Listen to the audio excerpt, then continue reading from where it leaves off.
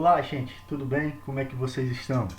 Mais uma vez estou aqui, o professor Tiago, e preparei aquela aula maravilhosa para vocês. Espero que vocês gostem.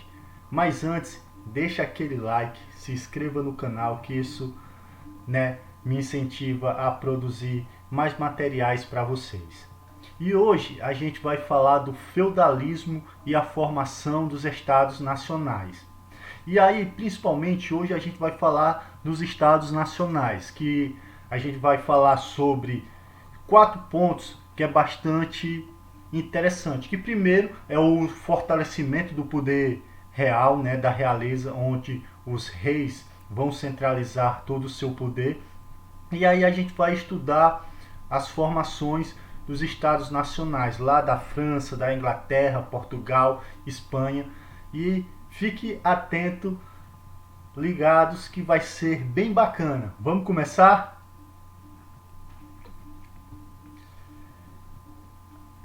Na Europa medieval, no século X, quase não existia comércio. A gente vai observar, principalmente porque no período medieval, os feudos, eles produziam o que eles mesmos iam se alimentar, era subsistente. Eles produziam para si mesmos. Aqueles produtos que eles não tinham eram feitos trocas com outros feudos vizinhos. Mas a partir do século XI, com as cruzadas, que através das cruzadas vão abrir o comércio para os produtos vindo de todas as regiões, tanto lá do Oriente, como produtos que eram vindos inclusive pelo mar Mediterrâneo, e aí começaram a se espalhar, pela Europa. As cruzadas nesse aspecto foram muito bom, que possibilitou uma abertura de um comércio. E aí começou a existir vários tipos de comerciantes, os mascates, os vendedores de feira, os mercadores, que aumentou o comércio principalmente por toda a Europa, e também os ganhos, o lucro. Os centros urbanos, gente, nesse período, principalmente os chamados burgos, que na verdade os burgos eram, por exemplo, é como se fosse uma cidade que crescia ao redor, de uma igreja ou de um castelo. Era bem comum aqui no Brasil, por exemplo, a nossa própria Amontada. A igreja é o centro, e ao redor ali da igreja existem vários centros comerciais. Então, basicamente, os burgos que ficavam ao redor das igrejas ou dos castelos, eles eram, na verdade, comerciantes. Quem morava nos burgos eram chamados como os burgueses, que muitos deles, principalmente, eram comerciantes e artesãos. E aí a gente vai observar que esses burgos depois vão se transformar numa nova classe social. Eles, verdadeiramente, os burgueses, que eram os comerciantes, eles não possuíam nenhum vínculo ou obrigações com os senhores feudal. E aí mais adiante, com o passar do tempo, eles formaram uma nova classe social, diferente dos nobres, que basicamente para ele o poder, a riqueza era baseado no feudo, na terra.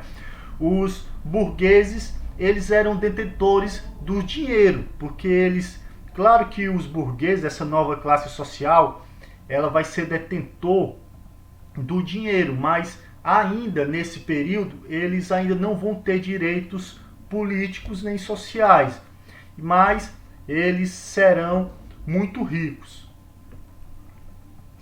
E aí, com o chamado renascimento comercial e urbano, com o surgimento dessa nova classe social que é a burguesia, que eram formadas principalmente, como a gente já viu, por comerciantes, por mercadores, começou também nesse período, gente, a fragmentação política e econômica dos reinos feudais, né, que nesse período era muito dificultoso para as negociações comerciais, né, para que a burguesia trabalhasse, porque os feudos eles eram uma fragmentação política, né? Cada reino, ali cada feudo tinha o seu próprio senhor feudal, tinha suas próprias leis, vamos dizer, as suas próprias moedas, né? E isso tinha preços diferentes, e isso era muito ruim, principalmente para os comerciantes, né? Porque os senhores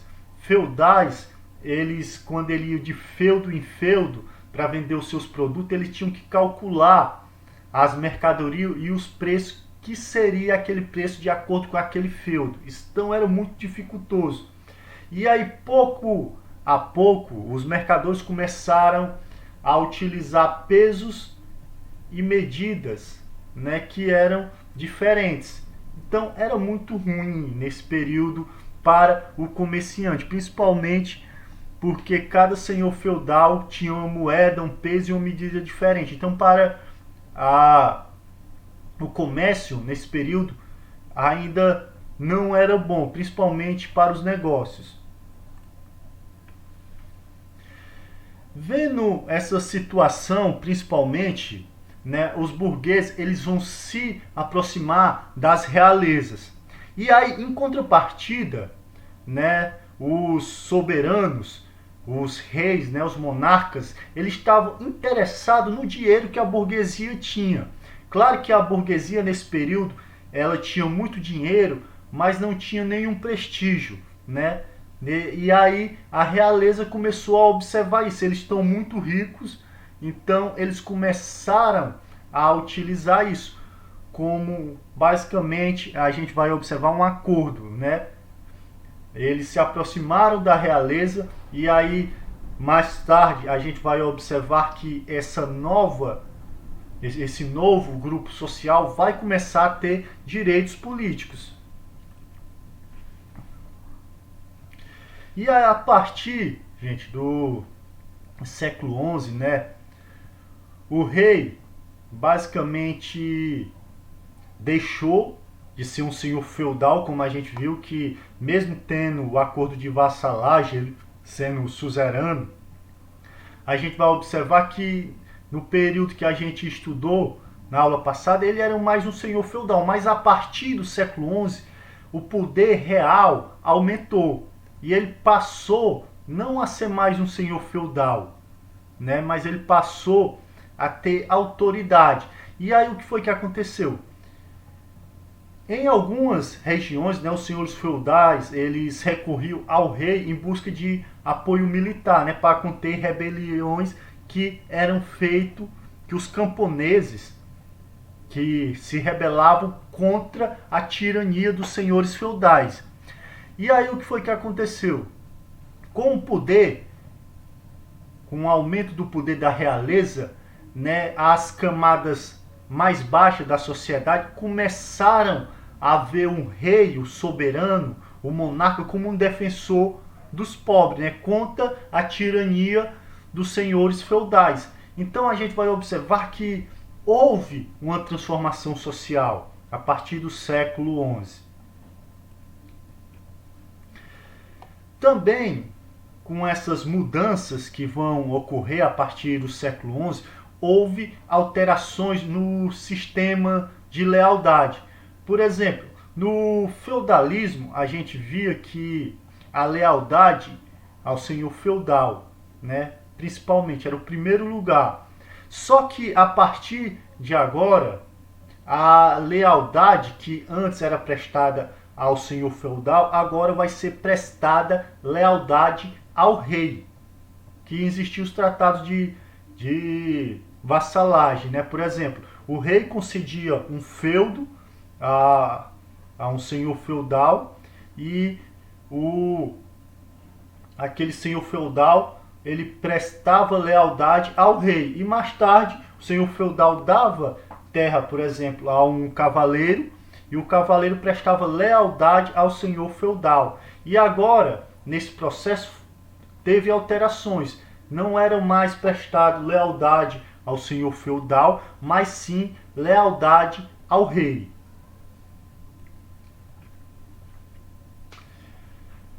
Dessa forma, a gente vai ver que, tanto através das ações políticas e de força também militar, os monarcas eles começaram a centralizar o poder, começaram a comandar, estabelecer seu exército, começaram a estabelecer fronteiras no seu reino, e para que essas fronteiras e o reino fosse protegido, eles precisavam também desse exército, né? E aí com isso os habitantes também passaram a ser submetidos ao rei. Eles começaram, os habitantes dessa própria região começaram a ser servos do rei. E aí nesse aspecto é que vai nascer as monarquias nacionais, né? Com o fim das monarquias feudais, chamado, vai nascer as monarquias nacionais. A primeira que vai ter uma origem expressiva, se a gente for observar, lá vai ser na França, onde aconteceu uma unificação de diversos feudos, né, que começou ali por volta de 987, né, com a dinastia dos Carpetingios, que chegaram ao poder. E aí, com essa união desses feudos, começou a surgir um reino na França. Na França, né, o rei Filipe II, que ele verdadeiramente, como a gente já viu, que a burguesia era um grupo social em ascensão, o Filipe II ele começou a convidar representantes da burguesia para o seu governo, que inclusive ele delegou ao agente chamado os bailios a tarefa de cobrar impostos e fiscalizar o comércio. E aí também intermediar a disputa entre os senhores feudais. E isso, verdadeiramente, vai existir um conflito sociais, porque os senhores feudais, a nobreza antes, nesse período, eles eram quem eram responsáveis por fiscalizar o comércio e cobrar o imposto. Então vai ter alguns conflitos sociais nesse período. O rei Luís IX, ele, mais tarde, lá na França, ele, escutando os anseios, principalmente da burguesia nesse período, porque cada senhor feudal, dependendo de qual feudo, existia uma moeda diferente, existia um peso diferente, é que o rei Luís IX, ele vai criar uma moeda nacional, né? Que isso vai ser, antes, nessas moedas eram diferentes em cada feudo. E isso verdadeiramente vai facilitar o comércio. E ainda também ele vai ampliar o poder dos tribunais do rei, né? Que ele vai, antes os tribunais eram controlados pelo senhor feudal. Então a gente vai observar que os senhores feudais, a nobreza, vai enfraquecer. Então a realeza verdadeiramente vai aumentar seu poder e centralizá-lo cada vez mais.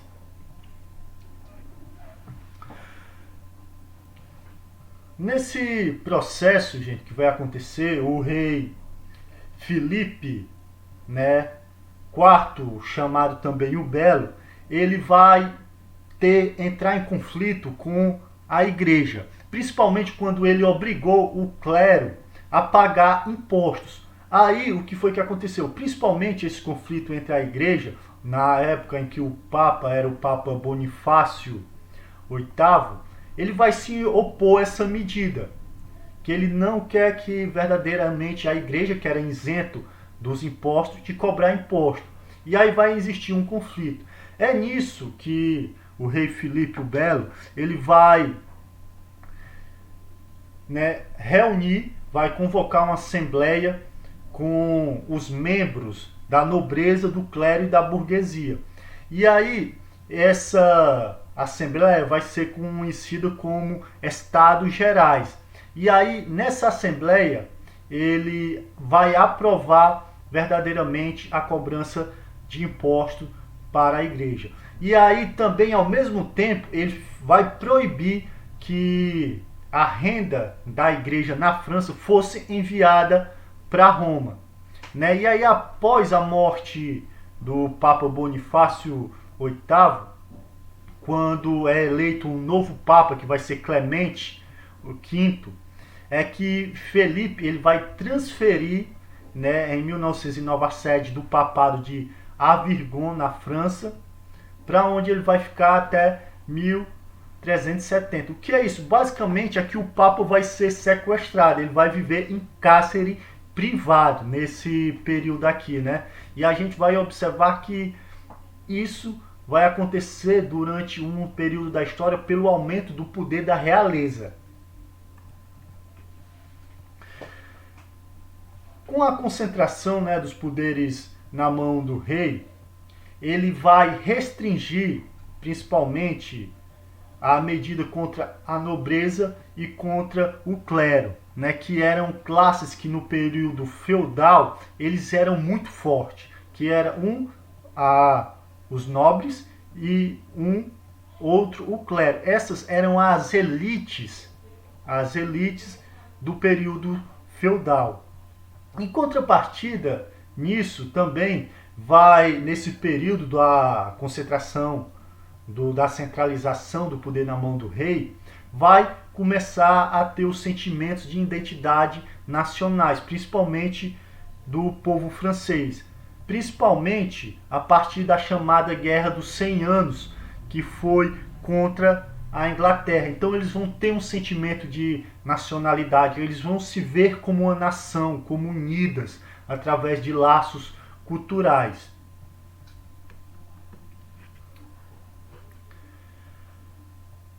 Em 1066, a Inglaterra ela vai ser invadida, né, pelo exército de Guilherme o Conquistador, né, chamado também de Duque da Normandia, que ficava ali próximo à região da França.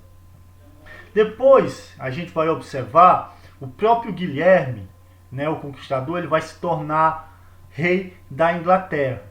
E o novo monarca, né, o Guilherme, o Conquistador, ele vai centralizar o poder na sua mão. E ele vai verdadeiramente, nesse período, obrigar que as pessoas jurem a ele lealdade.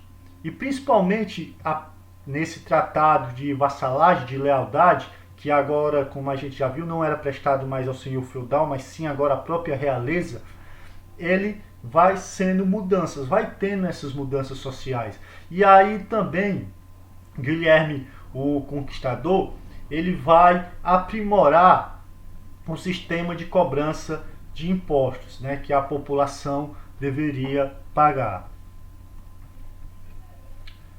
Com a morte, né, de Guilherme o Conquistador em 1087, né, o poder real que foi iniciado por ele, mas sobretudo vai ficar na mão do Henrique II, e ele é que vai começar também a centralizar mais o poder. Ele vai, para centralizar, para unificar a Inglaterra, a primeira coisa que ele vai fazer é um conjunto de leis que vai ser ampliada, que vai ser aplicada em toda a Inglaterra. Agora a Inglaterra estava unida por uma lei própria, válida em todo o território inglês. E aí isso, mais uma vez, enfraquece, como eu já tinha dito, o poder das monarquias feudais, né? O senhor do feudo era responsável por criar suas próprias leis de feudo em feudo, agora não. E com isso, a gente vai observar que a realeza, a nobreza, os senhores feudais vão enfraquecer cada vez mais, enquanto vai existir a ascensão da burguesia. E aí o que é que vai acontecer? Cada vez mais os centros das decisões eram afastados dos senhores feudais e da nobreza. E aí o que foi que aconteceu? Os senhores feudais, eles começaram a reagir contra essa política de centralização no poder do rei, enquanto os senhores feudais e a nobreza enfraquecia, né? Que era a chamada política centralizadora. E aí o que foi que aconteceu? Em 1215, um grupo de barões, né, um grupo de senhores feudais, eles cercaram o rei chamado João Sem Terra, né, e após alguns dias de luta, né, o monarca concordou em atender algumas exigências dos senhores feudais, da nobreza. E aí, nisso é que vai surgir a chamada Carta Magna, que vai dar origem, inclusive, às constituições nacionais, que cada país tem uma constituição, né? Cada país tem suas leis próprias, a gente vai dizer assim, baseada nesse acordo, que vai ser chamada Carta Magna.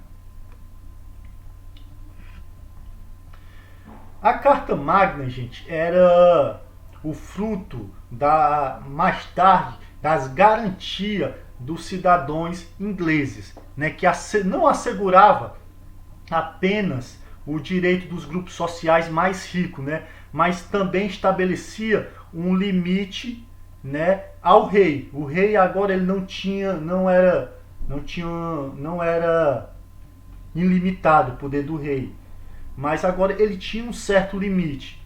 Por exemplo, agora, antes que o rei fizesse qualquer lei ou fosse aumentar o imposto, ele tinha que ser aprovado através do Grande Conselho, né, que era uma assembleia formada pela nobreza e pelo o clero, que impedia o rei, nesse momento agora, de fazer leis ou cobrar impostos sem autorização devida, né, sem um estudo devido, a gente pode dizer assim, que isso diminuiu também nesse primeiro momento o poder da realeza. A partir do século VIII, né, do século XIII, o Grande Conselho ele começou a ser chamado de parlamento. E aí, em 1350, né, o parlamento foi dividido em duas câmaras, a dos lordes, que eram formadas por nobres e os clero, né, e os padres, bispos, arcebispo, e a dos comuns, que eram compostos pela burguesia e os cavaleiros. E aí a gente vai observar que essa separação ele era um canal principalmente expressivo de luta de grupos sociais, né? Se a gente for observar, os nobres e clérigos eles sempre tiveram o privilégio em todo o período da Idade Média. E a burguesia e os cavaleiros também surgiram. A partir daí se tornaram os cavaleiros, também alguns se tornaram grandes senhores feudais, e a burguesia, o grupo social em ascensão, com bastante dinheiro, né? Em 711, a Península Ibérica, ela estava, na verdade, sob o domínio dos muçulmanos, né, do chamado mouros pelos cristãos.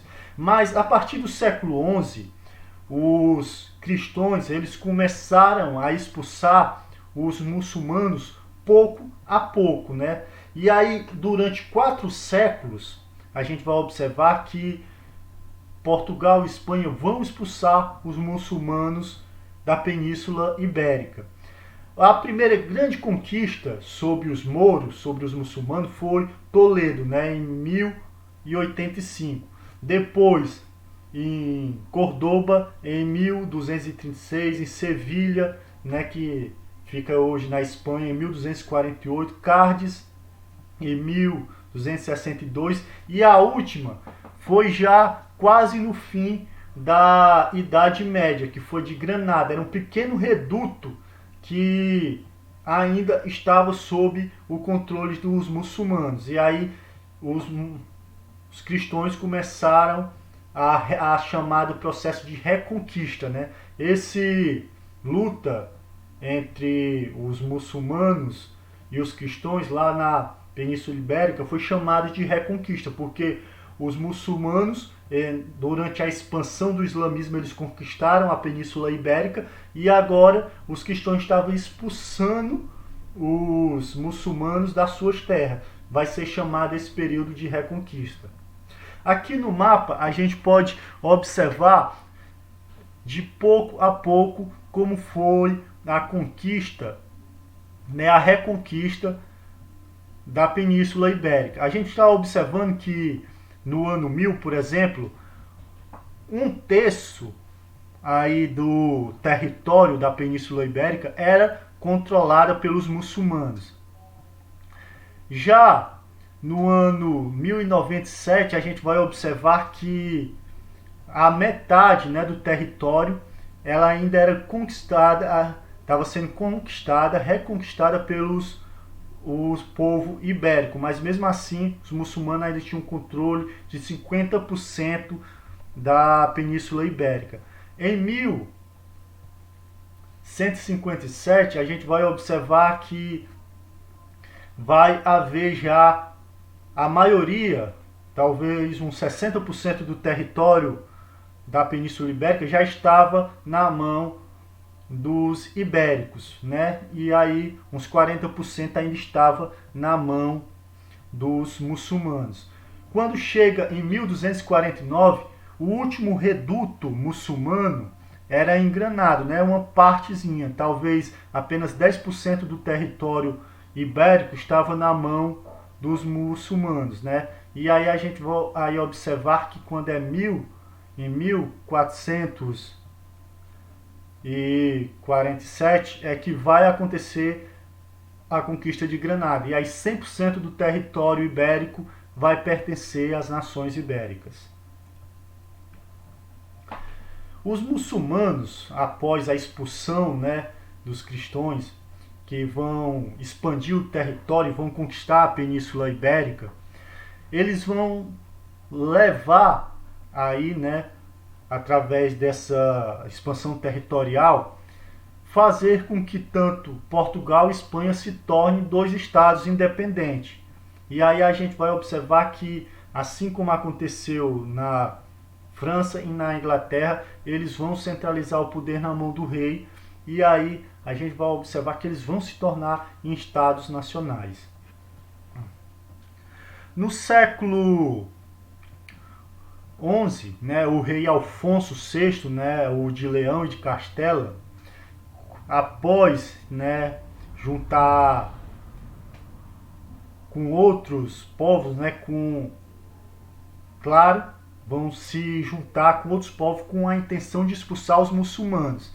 E aí o que é que vai acontecer? Pelo apoio que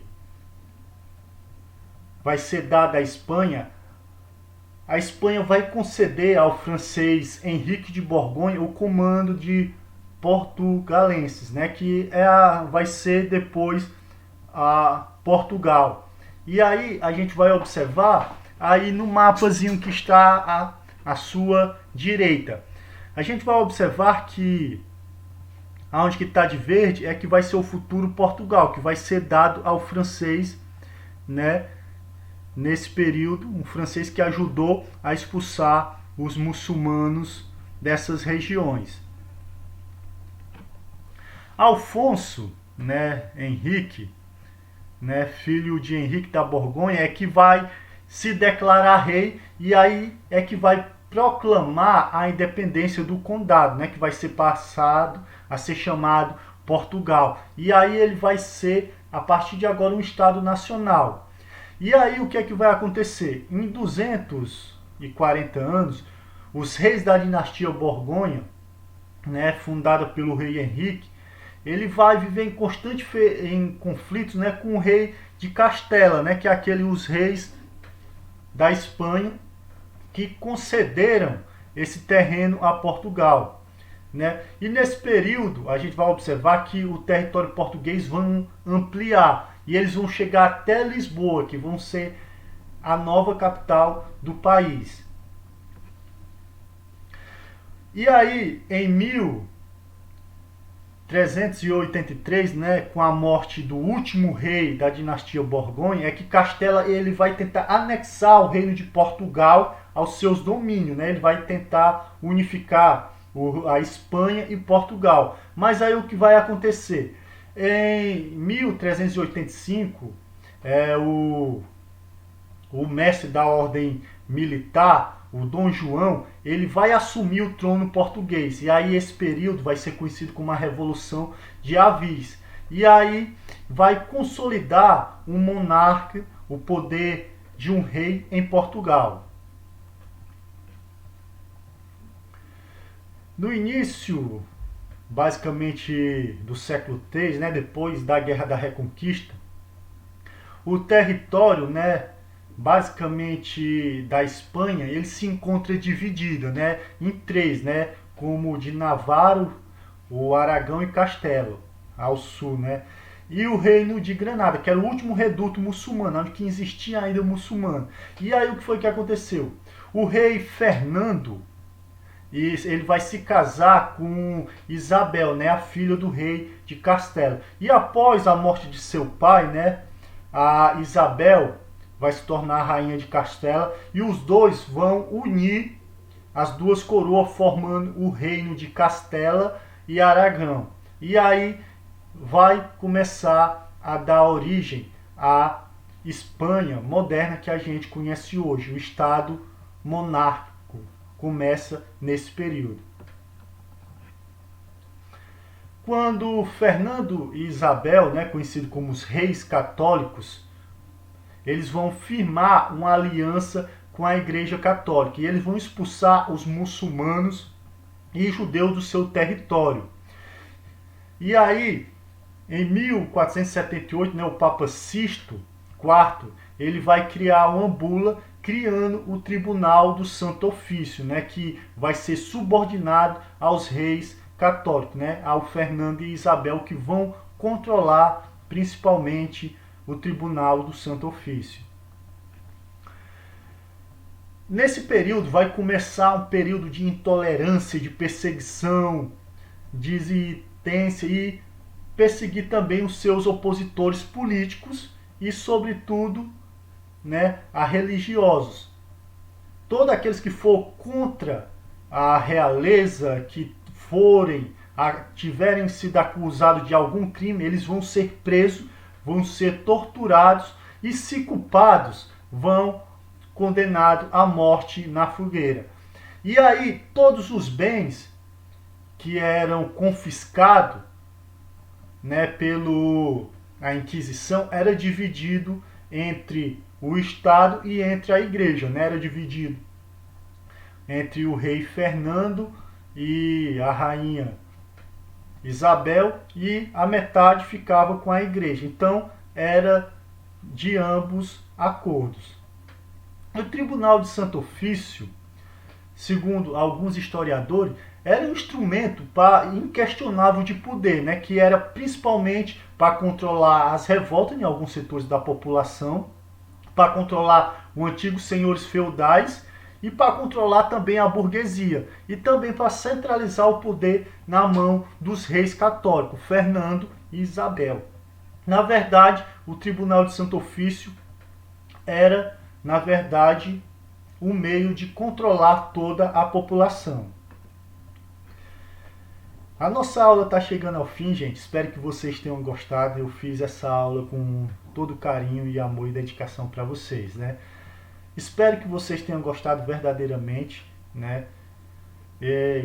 Verdadeiramente é uma saudade imensa da aula para vocês presencialmente, mas enquanto nós estivermos nesses sistemas e ainda existir o coronavírus, enquanto não tiver uma vacina, infelizmente a gente vai continuar assim, preservando principalmente a saúde de vocês e a nossa também como professores. Eu quero dizer e agradecer o tamanho da gratidão que eu tenho por vocês, né? O tamanho do carinho que eu tenho por vocês. E eu faço esses vídeos com esse carinho, para agradecer vocês, para ensinar vocês, para que vocês tenham um futuro digno. Mas não esqueçam, gente, tá bom? Deixa o like aí, o seu gostei. Se inscreva no canal, que isso vai incentivar a criar mais vídeos para vocês. Eu só tenho a agradecer, gente. Obrigado e até mais. Tchau!